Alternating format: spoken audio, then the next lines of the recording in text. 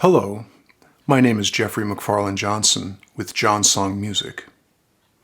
My earliest music lessons began at the age of 5 when I took piano from Burl Thompson, a woman who had a piano studio and lived across the street from me. She studied at Juilliard when she was younger.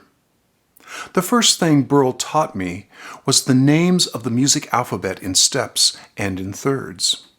She also taught me the 3 rules of a major scale.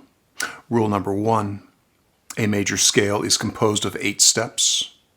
Rule number 2, these steps are half steps and whole steps.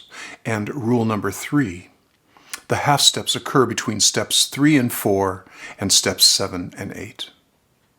I never forgot these rules, and I still have my little Beethoven bust that I received from her for knowing all the scales on the piano. I still get inspired when I look at Ludwig. The major and minor scales are not only composed of 8 steps. They are composed of 2 tetrachords. A tetrachord is the first 4 notes or the last 4 notes of a major or minor scale. The first tetrachord in a major scale is a whole step, a second whole step, and then a half step. The second tetrachord begins 1 whole step above the last note of the first tetrachord and is composed of the same form as the first tetrachord. 1 whole step, another whole step, and a half step. The major scale is a very congruent scale to learn.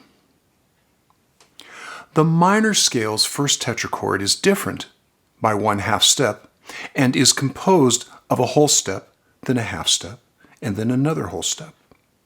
However, the minor scale's second tetrachord changes depending upon which of the 3 minor scale forms you are playing. The natural minor scale, also known as the Aeolian Greek mode, has a second tetrachord composed of a half step and then 2 whole steps.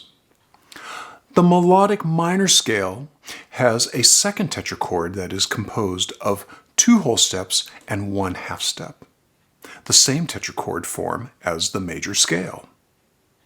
This tetrachord is used only when the melodic minor scale is ascending.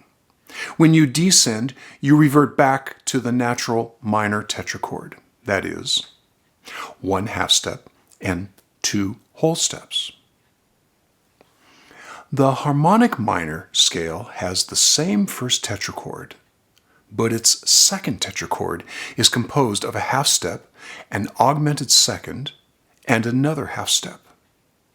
The harmonic minor scale descends the same way as it ascends.